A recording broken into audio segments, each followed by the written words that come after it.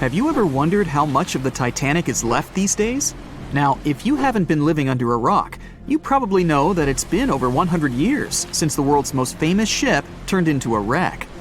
The RMS Titanic, the world's largest sea liner from the beginning of the 1900s, sank during its maiden voyage, just a few days after leaving port.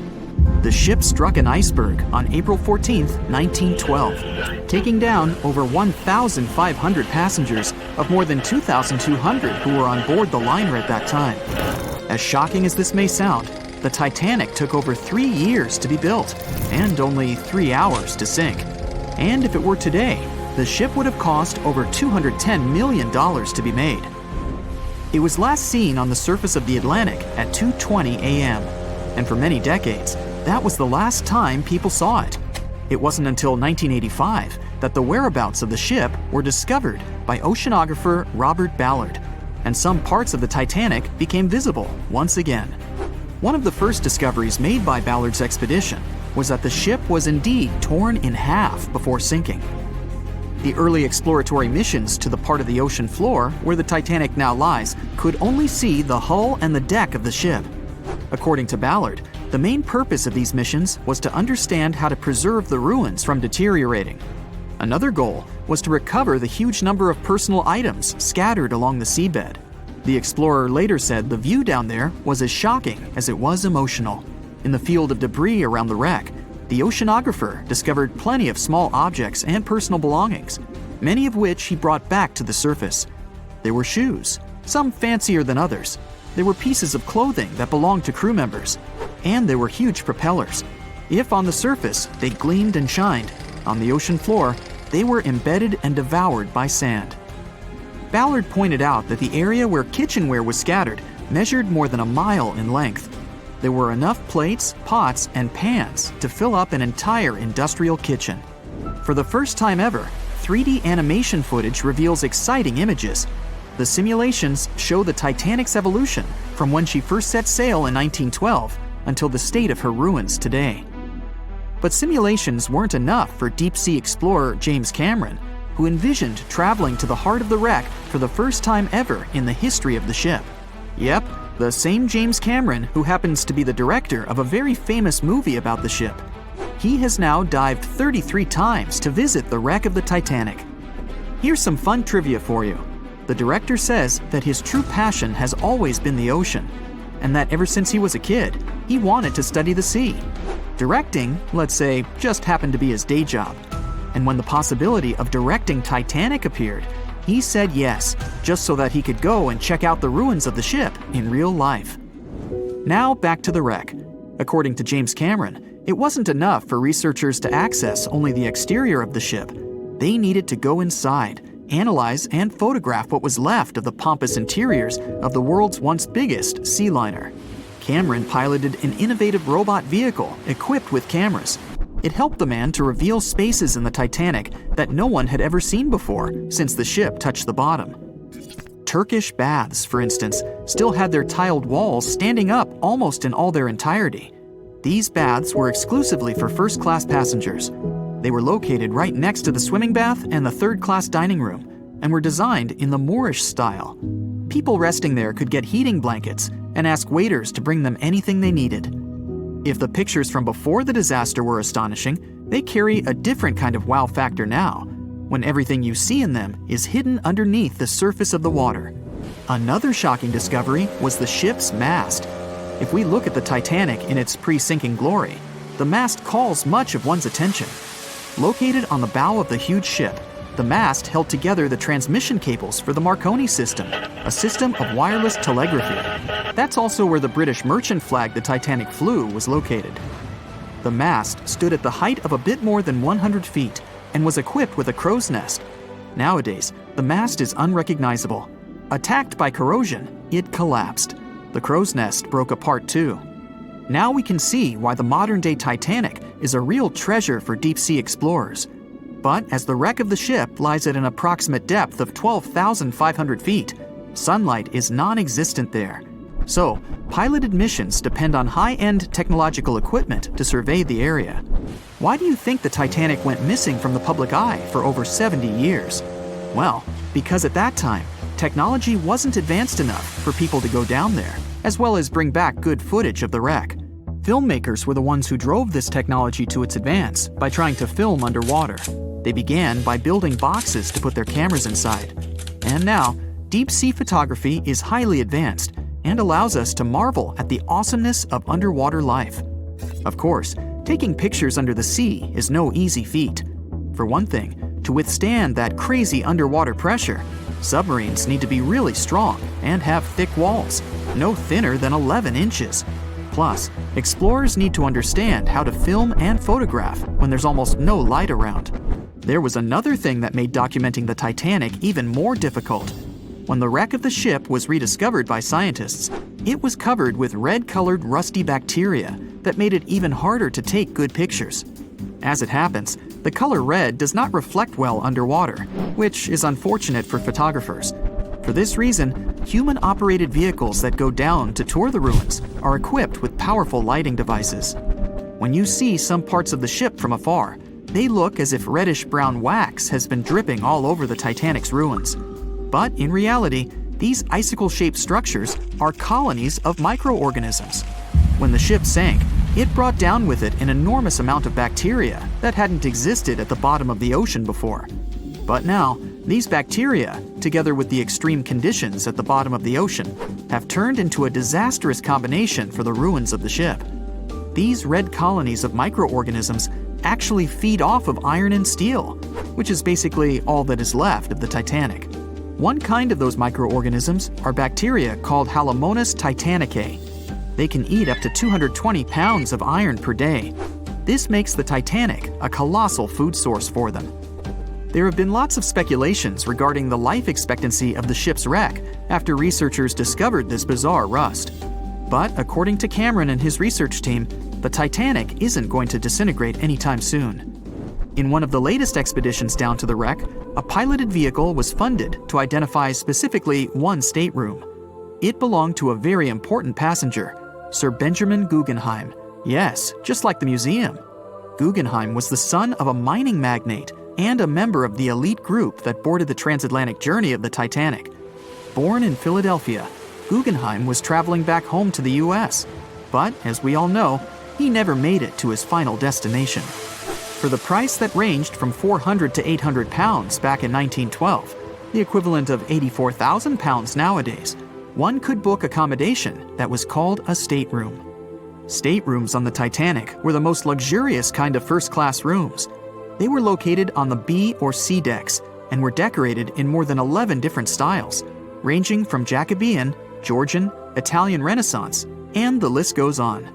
These rooms were filled with carved paneling and marquetry made from exotic and rare kinds of wood, such as mahogany, oak, and so on. Guggenheim occupied one of these luxurious rooms, and 100 years later, one of his descendants funded an entire mission just to locate the precise stateroom the man stayed in. This expedition turned into a documentary for National Geographic, and they did manage to identify which stateroom was Guggenheim's, so kudos for them. John watched on in disbelief as he drifted away on a piece of wood. In the freezing waters of the Arctic, slowly drifting away. John looked upon the vessel he had worked and lived on as it raised its enormous bow high into the sky, then broke in half, causing a sound that only a crack of lightning could replicate. Distraught and dumbstruck, believing that he, and he alone, knew the dark truth behind the demise of the unsinkable ship, the Titanic. 5 days earlier, as the Titanic set sail on its maiden voyage, John worked hard alongside his mates in the coal bunker, stocking up the coal to feed the Titanic's mighty furnace. They had stocked and stored more than John had ever witnessed on any other ship he'd worked on. But this was the Titanic, the grandest ship to have ever sailed the seas. On the Titanic, there could never be too much coal. As they left Belfast and pushed toward Southampton, there was a large bang below decks that went unnoticed. The furnace was roaring and the turbines were spinning, pushing the Titanic forward at a quickened pace. The crew cheered as the vessel moved forward, unaware of the loud, concerning noise. Arriving in Southampton, Greg came aboard, amongst hundreds of other passengers. With 13 years at sea, His vast experience included the role as a quartermaster on 6 previous ships. Ready for a new challenge aboard the greatest vessel ever made, he was looking forward to this next challenge of his career. Greg came with a wealth of experience, especially with sailing through the Arctic. His role was vital within the crew, understanding the seas around the North Pole. He would be a key lookout as they set to cross the perilous path of the Iceberg Alley. Greg had some concerns regarding the voyage. The Earth's orbit was remarkably close to the Sun and the Moon, causing higher tides. This would make icebergs more prominent, drifting them further away and towards the route of the Titanic as they journeyed to New York. Assessing the lookout tower and inspecting the available gear, Greg found no binoculars. This made him concerned, but the sailors just laughed at Greg. "If the deck is short on ice cubes, we'll be sure to plow right through a berg to resupply." A sailor laughed. Greg didn't share this sentiment. Eager to find out why they had been left short-handed on equipment, since he had such a vital role on the ship, Greg inquired further. Sadly, the officer with the keys to the binocular supply cupboard had been removed from the crew at the last minute. Greg couldn't believe something of this importance had been overlooked. For such a mighty ship with so many people aboard and crossing in a particularly perilous path, this just didn't make sense. But not wanting to be fined for breaking into the ship's property, Greg let it slide, hoping that they wouldn't need the binoculars in the end. Ultimately, if there were icebergs expected, a warning call would be made to the captain, informing of any concerns. Little did Greg know that a warning had been received, notifying of the dangers that awaited. But the telegram didn't provide the required prefix, which would have ensured direct delivery to the captain. So, the critical warning was just overlooked. John and his crew below decks prepared for departure, stoking the engines. He noticed an essence of thick exhaust, far too heavy than what would be expected from the furnaces.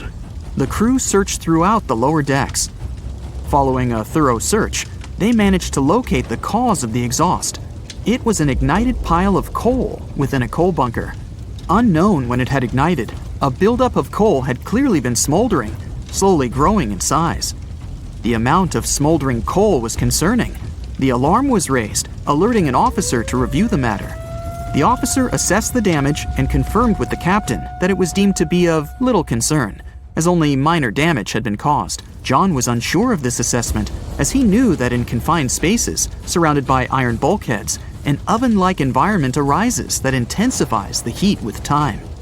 But the Titanic would power forward, making no sense to John as they had only just departed from Southampton. He was sure they would have turned back. John and his crew were ordered to shovel the already lit coal into the furnace and continue shoveling until all the smoldering contents would be contained. It was a possible but painstaking task that could take the entire journey. The continuous intake of coal would ensure the turbines would spin at a constant, accelerated pace, not what the Titanic was designed for. It was meant to be a luxurious passenger liner and not for breaking speed records. However, the crew would find enthusiasm in not only acknowledging the Titanic as unsinkable, but also as the fastest.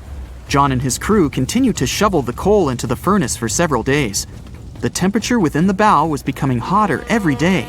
The bulkhead's contained heat was so severe that it became weak at the seams in the iron walls and rivets. "2 more days, lads, just 2 more days!" John was laughing, trying to raise the spirits of his mates as they were working tirelessly.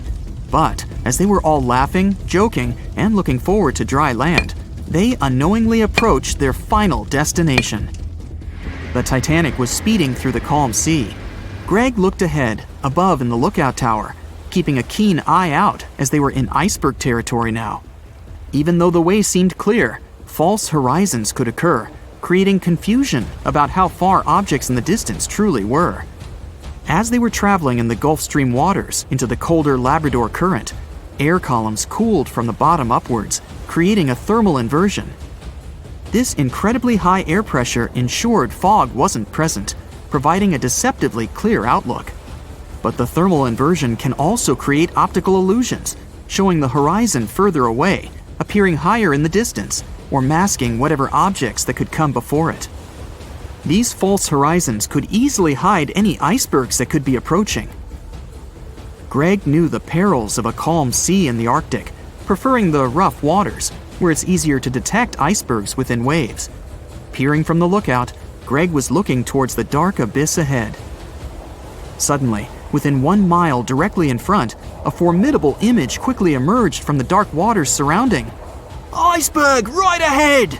Greg yelled to his mate, who quickly called to the helm and directed them to steer hard to starboard. The helmsman received the call.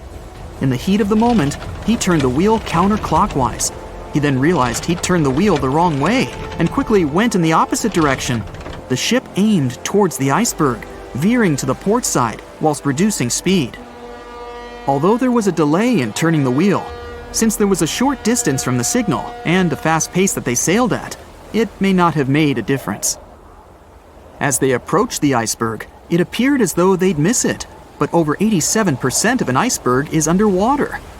And as they came along the side, the hidden ice underneath hit the port side bow, piercing the side of the hull with a 12-square-foot tear.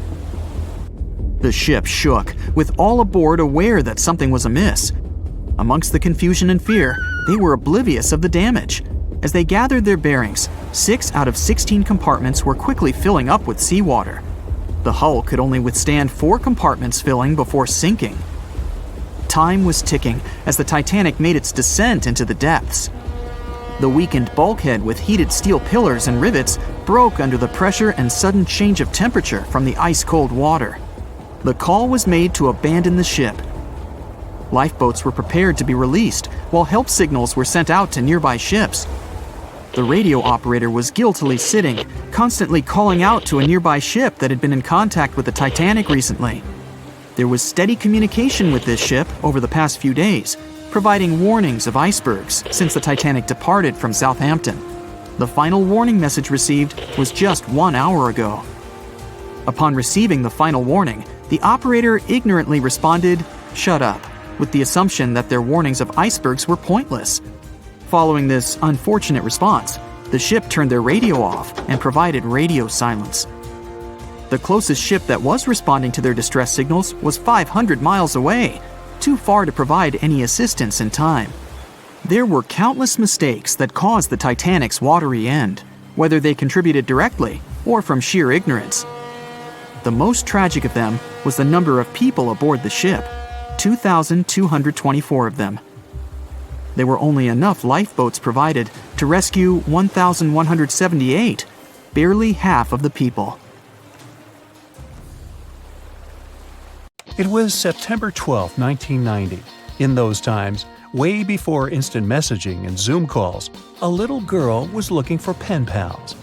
Zoe was aboard a ship from England to Belgium on vacation with her parents. She was only 10 years old at the time, but was a very clever schoolgirl. She took a piece of paper and started putting some words together. She introduced herself, then wrote about how she liked ballet and playing the flute and the piano. Of course, she couldn't help but mention her 2 adored pets, a little hamster she called Sparkle and her fish Speckle. She also put down the address at which she could be reached in case someone was interested in writing back to her. But alas, she was at sea. Who could she send this message to? An interesting idea came to her mind. She carefully placed her letter in a plastic bottle, tightly closed the lid to protect it from the water, and threw it into the sea. The little girl's excitement faded away over the years as she didn't receive a response. Maybe the bottle got stuck somewhere. Maybe it was swallowed by some big, scary sea creature. Or maybe the water actually poked through the plastic cap and destroyed her message. Many years later, on Christmas, a letter for Zoe was received at her parents' house under her maiden name. The postage signaled that the message was from Europe. It was from a Dutch couple, Piet and Jacqueline Leteau, who had found her delicate bottle and were very considerate to write back. They pointed out that they had found the letter among the debris thrown at the shore by the sea. Zoe's letter had been stranded for a staggering 23 years at sea and traveled for more than 350 miles to reach its final destination near Rotterdam in the Netherlands. That's quite a voyage for a small plastic bottle. A story similar to that of Zoe is the strange connection between 2 little boys. A little German boy named Frank Uzbek was on a boat traveling to Denmark when he got the same idea as Zoe. He was 5 years old at the time he put together a message and threw it into the unknown. The year was 1987. He got his response years later when he was 29. His letter, just like the one Zoe would send a couple of years later, had been at sea for 24 years. His message was found by a boy named Daniel Korotkin while he was on a walk with his parents on the Koronian Spit near the Baltic Sea. Daniel was lucky that his father knew enough German to translate the message. The unlikely friends eventually met via video call in 2011. Not all message-in-a-bottle stories have been explained away. In 2013, a Croatian surfer came across a damaged bottle while near the Adriatic Sea. The message it contained dated back to 1985, and it was from a man named Jonathan. The sender was eager for his letter to reach a woman named Mary, and he also expressed his keenness for her to respond. Since the letter was supposedly sent from Nova Scotia, the bottle had to have traveled a mind-boggling 3,700 miles. The message went from the Atlantic Ocean, entered the Mediterranean Sea, and reached the Adriatic shores in Croatia. The identities of neither John nor Mary were ever discovered. There are also messages in a bottle with wonderful love stories to share. This was the case for Åke and Paulina Viking.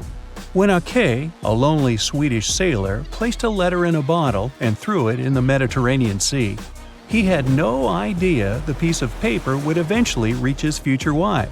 This was in the early 1950s. The bottle was found by an Italian man who was inspired enough to give it to his niece, Paulina. After a year of back-and-forth letters being exchanged, Åke and Paulina eventually met and got married. Having decided to share their story with the world, they became somewhat of a celebrity couple for the time. They even shared video footage of their wedding with the world, and their story was featured in a bunch of newspapers. This fortunate event started a movement between young people looking for love, increasing the number of messages being thrown out at sea in search of a fairy tale ending. Not all the stories that started out like this eventually worked out, though. In 1945, an American named Frank Hayostak placed a similar message to that of Åke's in a bottle and threw it in the waters. Almost a year later, his letter was found by an Irish woman. Her name was Brenda O'Sullivan. Their years of correspondence soon caught the attention of the media at the time, but their friendship never flourished because of the added pressure. They eventually met in person when Frank traveled to Ireland, but he didn't stay for long, and they eventually got out of touch with each other.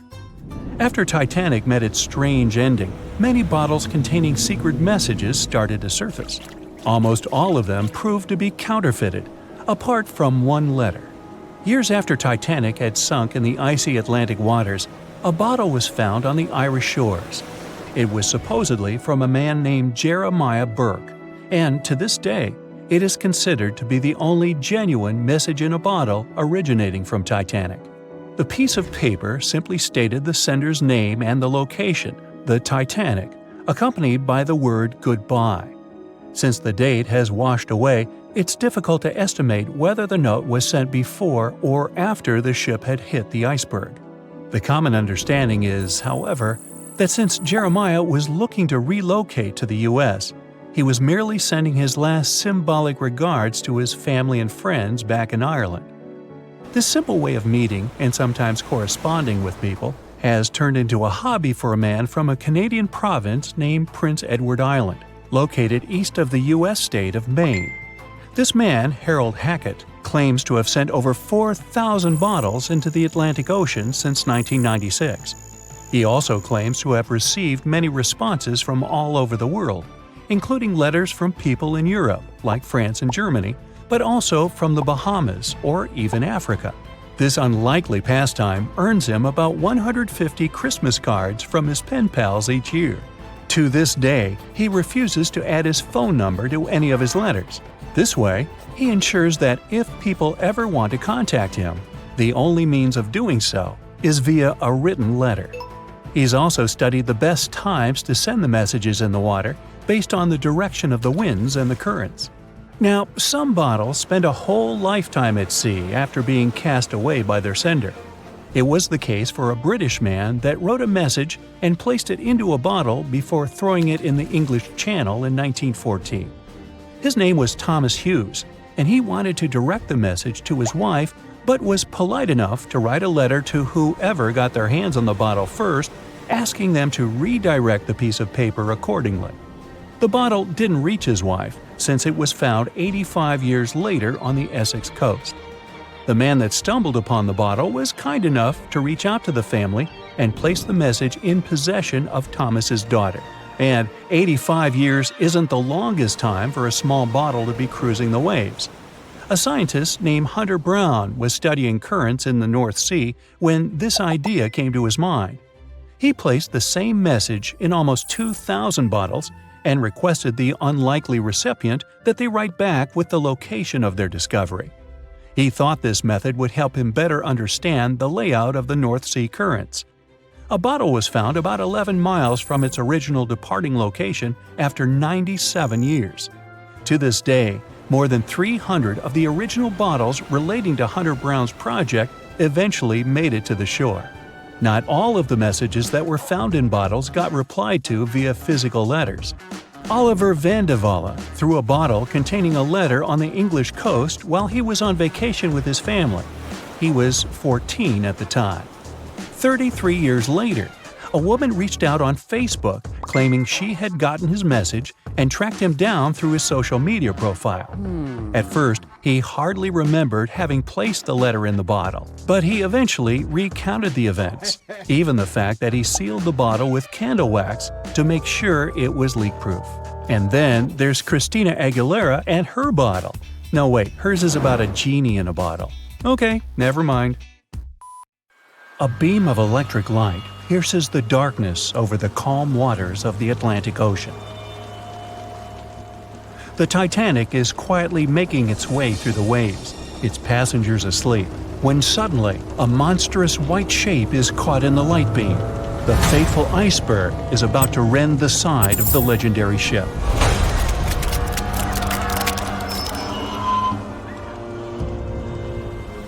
April 14, 1912, only 2 days before someone will take a photo of a giant iceberg with a pretty unusual elliptical shape.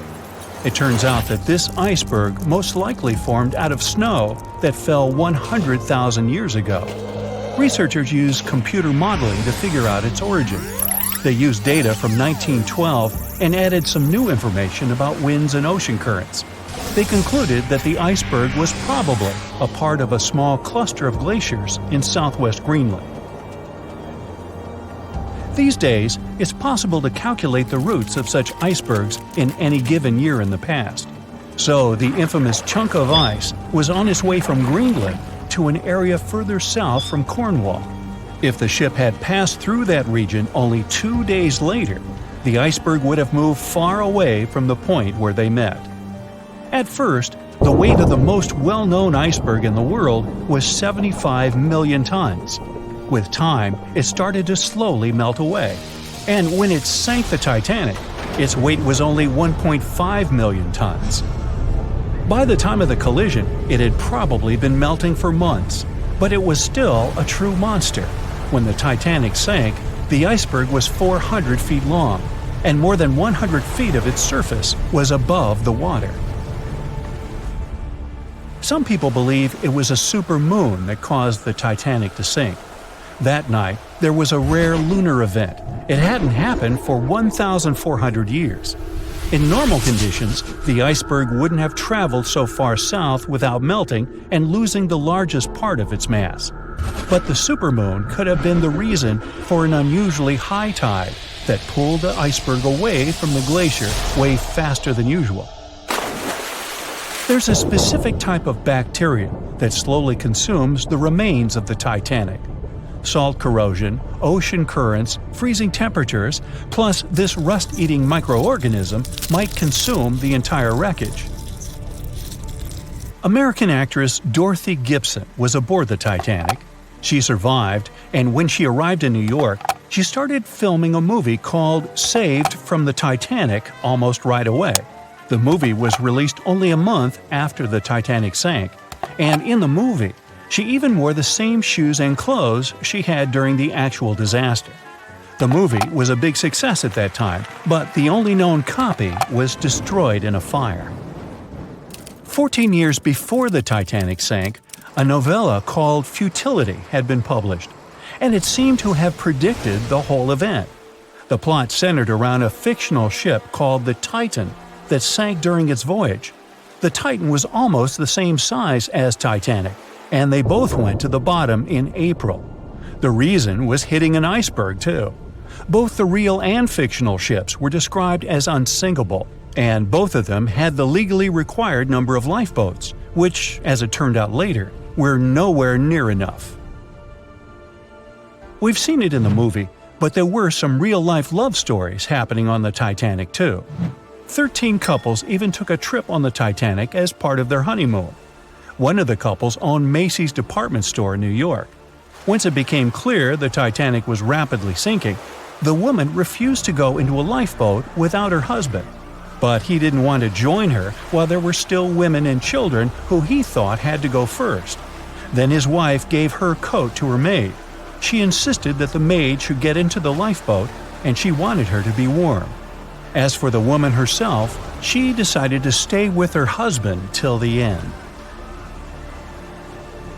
Some people believe Titanic sank because of a mummy, not an iceberg.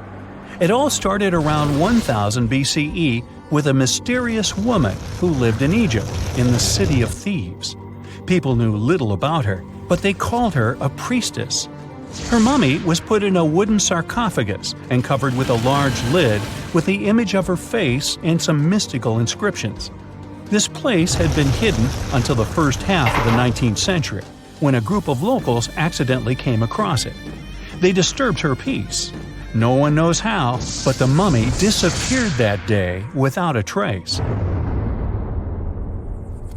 A couple of decades later, a group of rich friends from England traveled to Egypt and found the empty mummy casket with the image of the priestess, whose dark eyes seemed to be looking into the void. They decided to buy it, but the buyer disappeared the same night before he even got the case. All members of the group had some accidents. The casket changed its location a couple of times until it, as some believe, ended up on the Titanic.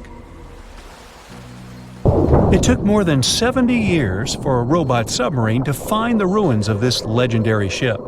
The wreck lies nearly 13,000 feet under the surface of the Atlantic Ocean, split into two halves. Why did the liner break apart? No one knows exactly. Some think it happened because of the water that got inside when the ship collided with the iceberg. The pressure was so powerful it separated two parts of the vessel, starting with the ship's bottom structure. Others say it was because of the hull rivets. They had a high concentration of slag or smelting residue, and that's something that can cause the metal to split apart. The ship generally had many flaws, starting with the design. The watertight bulkheads weren't completely sealed on top. This allowed the water to flow between the compartments and, in the end, sink the vessel. The iron of the ship's rivets and steel of the hull ended up ruined because of high sulfur content, cold temperatures, and high speeds. The steel shattered and the rivets popped out quite easily. Because of this, Titanic sank 24 times faster than it would have otherwise. If the ship had hit the iceberg head-on instead of ramming it with its side, it would have probably stayed afloat. How come the crew members didn't have binoculars? It would have surely helped them spot the iceberg on time and maybe even avoid the disaster. But the binoculars on the Titanic were locked in a storage cabinet. Only one crew member had the key, and he had been transferred off the ship right before it set sail. He later said he hadn't remembered to hand over the key. But even without the binoculars, the ship might have had some time to change course and avoid the collision if the crew had gotten some warning.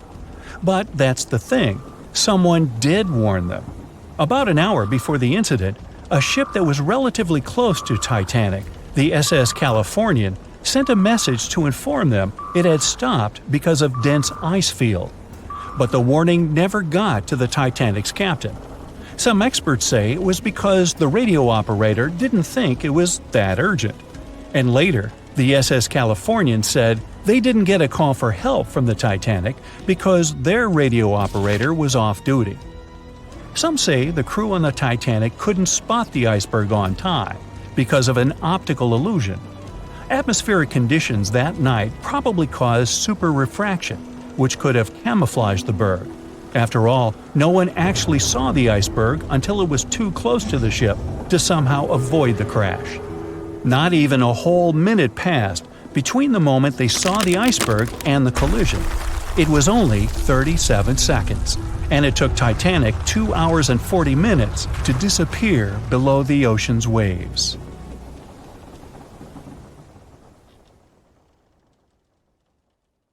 They were on their way to the New World when a rendezvous with an iceberg crushed all of their dreams and hopes. There was panic and tears and heartbreaking goodbyes, like that of Jack and Rose. Or was there? Let's see how well you know the real story of Titanic. The love story of Jack Dawson and Rose DeWitt Bukater was inspired by true events. What do you say? Is it a myth or a fact?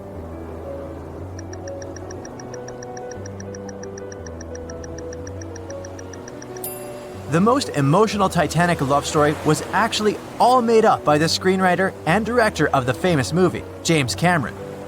Some passengers featured in the movie were real though, and by a mere coincidence, there was a J. Dawson on board. His name was Joseph, not Jack, and he worked as a coal trimmer. The most expensive object lost with the Titanic was a painting by Pablo Picasso. What's your take on this one?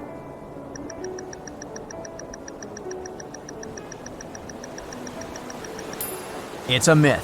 Another one given to us by the famous movie.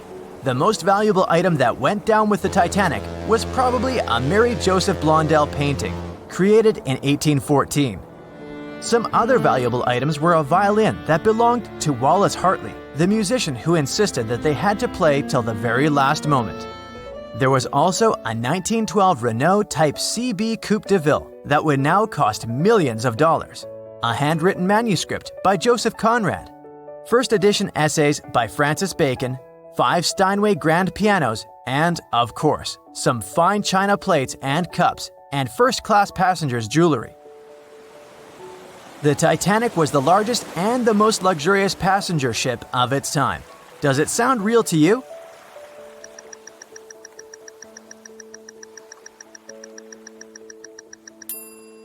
Yep, it's totally true. In April 1912, the Titanic was the largest ship ever built. It was 882 feet long and had a maximum passenger capacity of 2,435 people. That's not a lot compared to the largest cruise ship of today, the Symphony of the Seas. It's just a bit longer than the Titanic, but has more than double the passenger numbers. And yes, no other cruise liner has probably beaten the Titanic in terms of luxury to this day. It costs more than $200 million to build in today's money.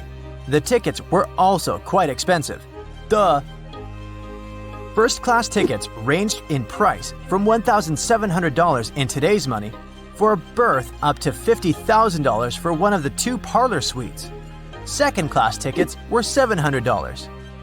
Third-class passengers had to pay between $170 to $460. Most of the passengers of the unsinkable ship managed to survive. True or false?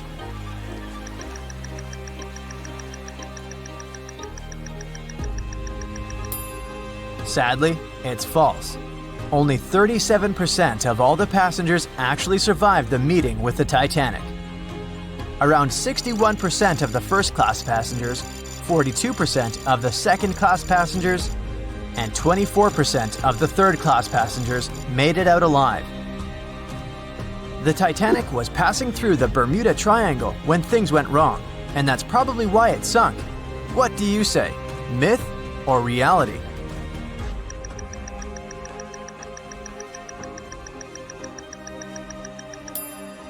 It's 100% a myth. The Titanic never even came close to the Bermuda Triangle. The liner sank about 400 miles south of Newfoundland, which is a huge distance to the north of Bermuda, the infamous area where ships and planes disappear without a trace. We might have the moon to blame for the sinking of the Titanic. True or false?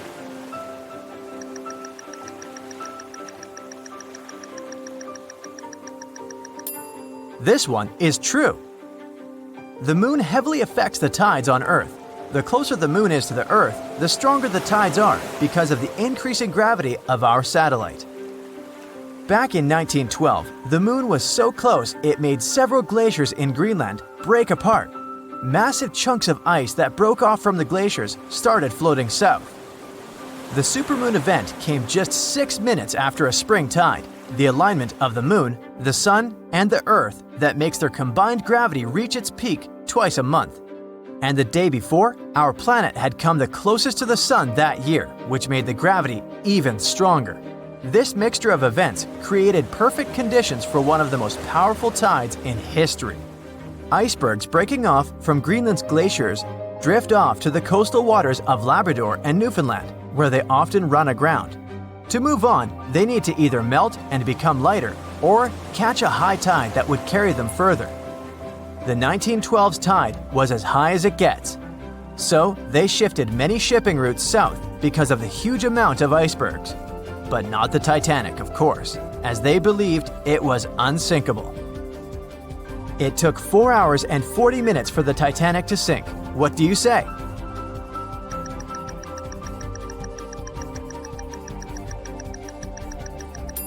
It's false, and if you're a Titanic expert, you definitely know it was actually 2 hours and 40 minutes. And this was slow enough, given the damage caused by the iceberg. It didn't sink faster, thanks to the ship's construction. There were 16 watertight compartments in the lower part of the ship. They worked as a lifeline. When the iceberg crashed into the hull, it broke into 6 boxes. The Titanic could have stayed afloat only if 4 compartments had been damaged. Water filled the first 6 compartments within 1 hour. During this time, the ship tilted slightly to the right side. Then, water began to flood the 7th box when all 6 boxes were filled. And from that moment, the sinking rate was growing with every second. The ship's bow sank under the water, and then the stern filled up. One of the leading reasons for the Titanic tragedy was signal rockets. True or false? What's your take on it?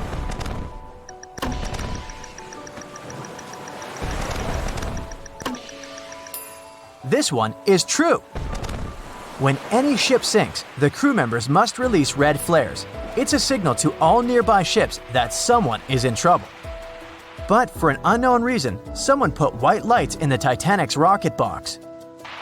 When the ship crashed into an iceberg, the crew members released white flares. Another ship, SS Californian, was nearby at the time. Its captain knew the Titanic was going through a dangerous iceberg area. The crew of this ship didn't see the Titanic in the dark, but they noticed white rockets. Radio communication between the vessels didn't work. The SS Californian operator turned off the receiver. The Californian captain felt that something was wrong, so he sent a Morse lamp signal to the Titanic. But it was too late. The ship was already underwater, so no one could respond. Another ship, Samson, was sailing alongside the Titanic. It drifted with lights off since it was catching seals, and that's not legal. When the captain saw the Titanic's white rockets, he thought it was the Coast Guard. So Samson sailed away as fast as they could. They realized they had abandoned the drowning passengers once they made it to Iceland and learned the horrible news. In 1996, one expedition managed to raise the Titanic from the ocean floor. Do you believe it?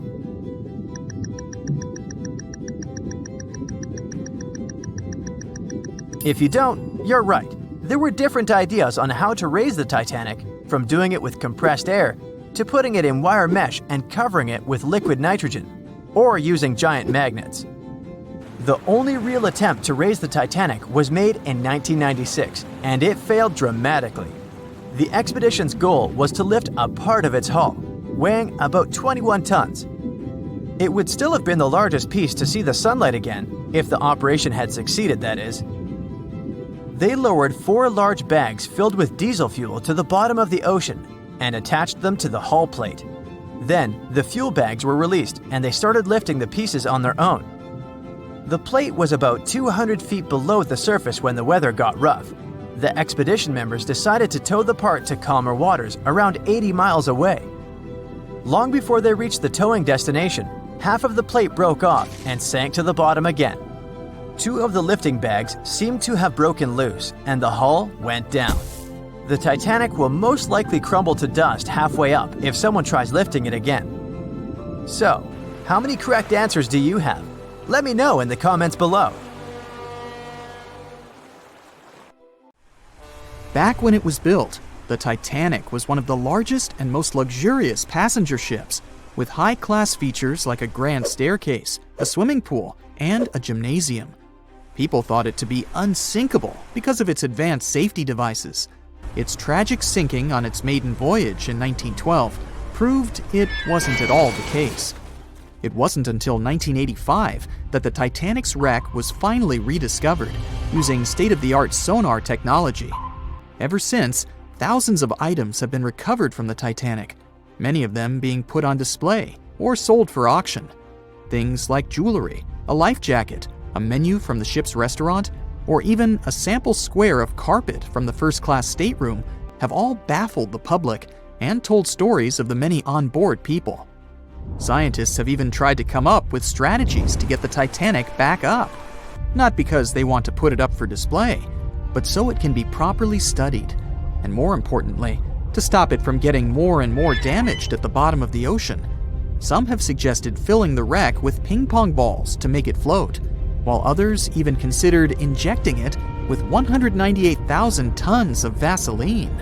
Another creative solution was proposed, the idea of using a giant claw or scoop to lift the Titanic.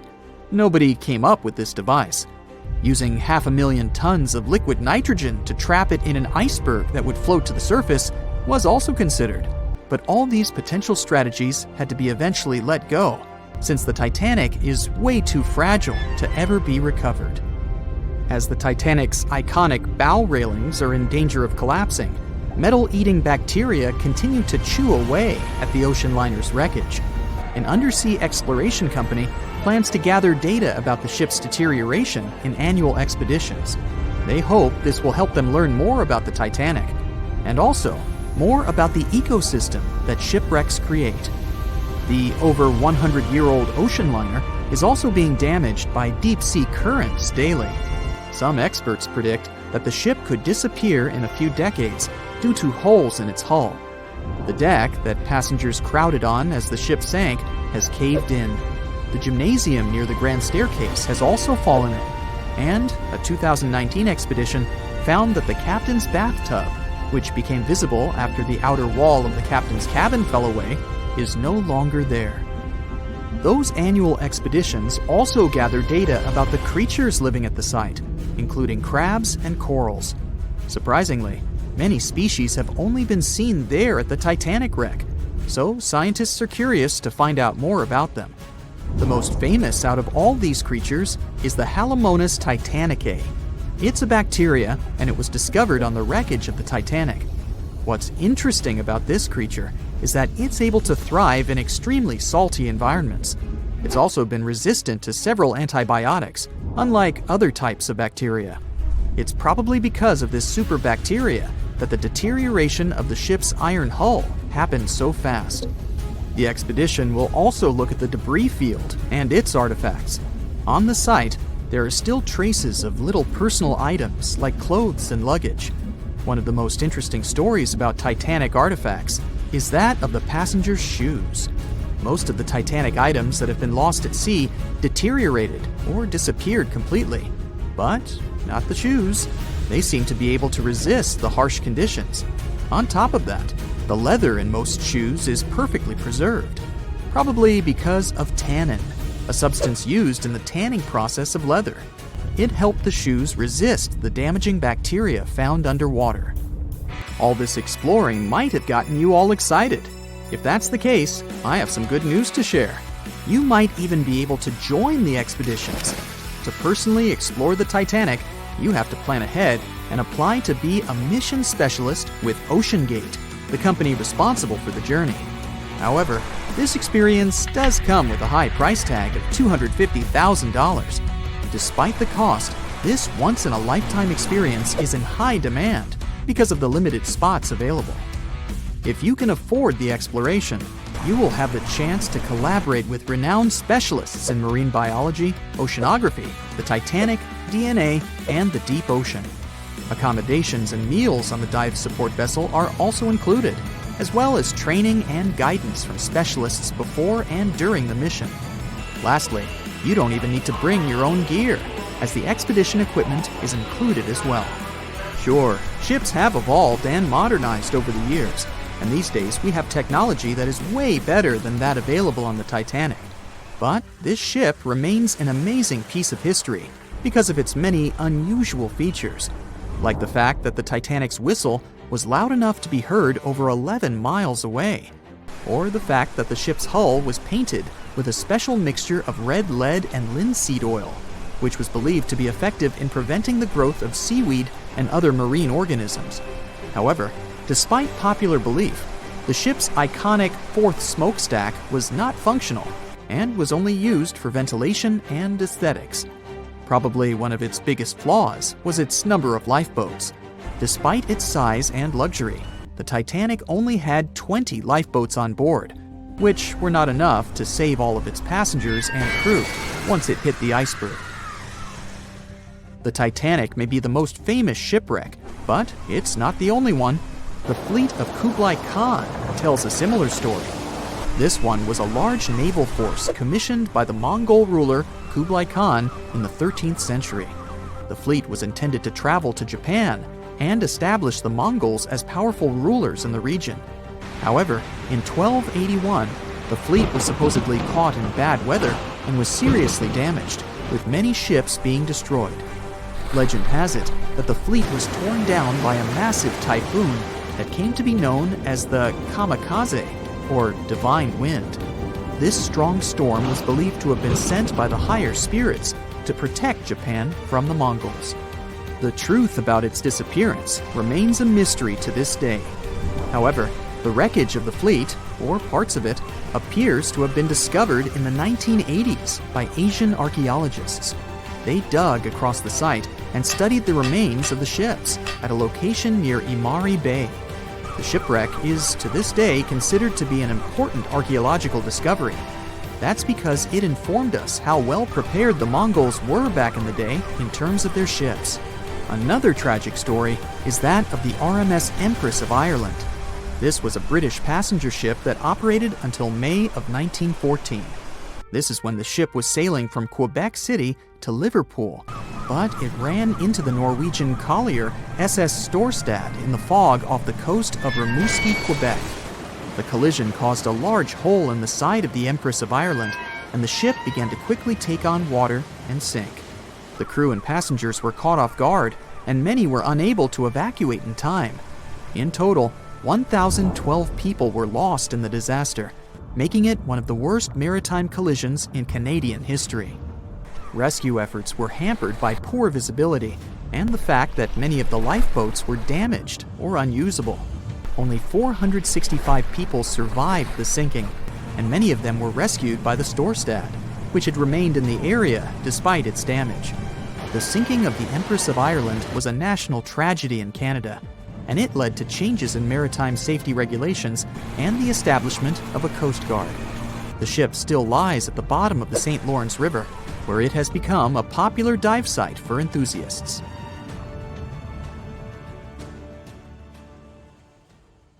Titanic sank on April 14, 1912, and all of the passengers' belongings and ship's paraphernalia went down into the deep, dark waters with it. These objects patiently waited to be discovered until 1985. Titanic sank fast, and there seemed to be almost nothing left from the ship. Yet divers in small submarines managed to retrieve plenty of artifacts from the wreckage. If you wonder what those surprising items look like, hey, join me. A number of museums have collections of Titanic items rescued by divers or donated by survivors and their relatives. And some of those items are even sold at auction. So if you're ready to spend a pretty penny on an exclusive artifact, hey, why not?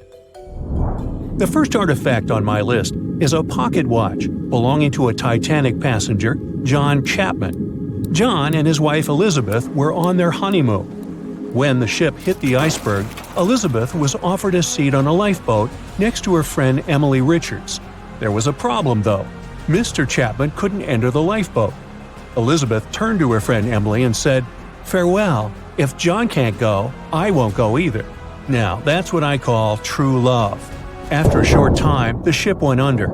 If we step back and return to Chapman's pocket watch, we'll notice one more heartbreaking detail. Experts believe the watch stopped around the time the ship finally submerged. Do you remember the iconic scene in the Titanic movie where the ship's band continued to play while the ship was sinking? The violin, played by the real musician, was sold in an auction for $1.7 million in 2013. They say the band played "Nearer My God to Thee" as the ocean liner sank. Since we started talking about the band, we might as well shed light on a piece of music found on the ship. It was the song "Put Your Arms Around Me, Honey." Considering the fact that paper gets ruined almost instantly when it meets with water, it's a miracle to see those documents. Another saved paper document is the lunch menu. The first-class passengers wore their beautiful dresses and enjoyed their meals without knowing that it was their last lunch. This unique item was auctioned for $122,000. Meals were offered based on class. For instance, a first-class passenger would eat roasted turkey with cranberry sauce, spring lamb, or baked haddock. In comparison, a third-class lunch consists of stuff like rice soup, fresh bread, roast beef, and brown gravy. There were also cabin biscuits, which the passengers would eat to diminish seasickness. It wasn't just the menu. A VIP ticket was also retrieved. The ticket number is still readable, 1342. Number 5 is Edwardian perfume samples. A chemist named Adolf Saalfeld stepped onto the Titanic with various perfume bottle samples. Why did he bring these samples with him? Well, Saalfeld planned to open a fragrance store in America. 61 vials of perfume sank with the ship. Luckily, their owner managed to survive and get there safely, but his samples sank and were only rediscovered some time ago by the divers. When we accidentally drop a plate, it usually shatters into pieces. Now, there's a question. Do you think an unbroken plate can be recovered from Titanic? The answer is yes. Original White Star tableware is proof. Apparently, each class of passengers didn't just get different meals, but was also served with different types of plates. The retrieved plates have a green and brown floral motif. The edges have a gold rim, and there's a logo in the center. By the way, they're sold at auction, and you can find them online. Let's carry on with touching personal stories. The love story of Rose and Jack that we see in the movie is fictional, but the ship surely witnessed many romantic tales. Here's a love letter to prove this. The messages tell us a story about how life was on the ship during the last few days. It was written by Kate Buss on April 10th. She mentioned how seasick she felt and other things, such as she was supposed to go to dinner in a half an hour. This letter wasn't the only letter divers took to the surface. For example, there's the letter Esther Hart wrote to her little daughter Ava. It was sold at auction for £119,000. This letter is probably the last letter written on board, since it was completed only 8 hours before the tragedy. The letter is not that damaged because it was in the pocket of Esther's husband's coat. Another letter we can mention is Dr. John Simpson's letter. Those words were the last words that he wrote to his mother. Let me introduce you to Edith Rosenbaum. She was on the ship with her lucky toy pig. Edith had been severely injured in an accident before she sailed on the big ship. The toy was a present from her mother as moral support for her recuperation process. It was actually a music box in the shape of a pig. Edith used it to calm frightened young people in the same lifeboat. The next item on the list is the scout whistle of Lillian Winifred Bentham. She was a second-class passenger. On that terrible night, Lillian was in her stateroom. She didn't believe that the Titanic could sink. After all, it was the unsinkable ship. Her friend came to her and convinced her to hop into a lifeboat. Only then did she realize how serious the situation was. Moments later, she saw the ship break into 2 parts. As the lifeboat floated into the night, Lillian saw a crewman who was also rescued. Without a second thought, she wrapped the man with her fur coat. It was freezing, so she probably saved the man's life by doing that. The young man wanted to thank her for her kindness, so he gave Lillian a scout whistle. It was the whistle he used throughout the night to call for help. This pair of white gloves is one of the rarest artifacts recovered from Titanic. These cotton gloves belong to a gentleman. The owner's identity is unknown. Fabric can't last underwater for decades, but these gloves look fine, and you can still see the fine detailing and elegance. An alarm bell has also been found. Yes, that's the famous bell, the one that rang to warn people about the iceberg. Frederick Fleet and Reginald Lee were on lookout duty the night of the accident. Both of them survived. Fleet was the one who saw the iceberg before the ship struck it. What's ironic is that Fleet and Lee didn't have access to binoculars.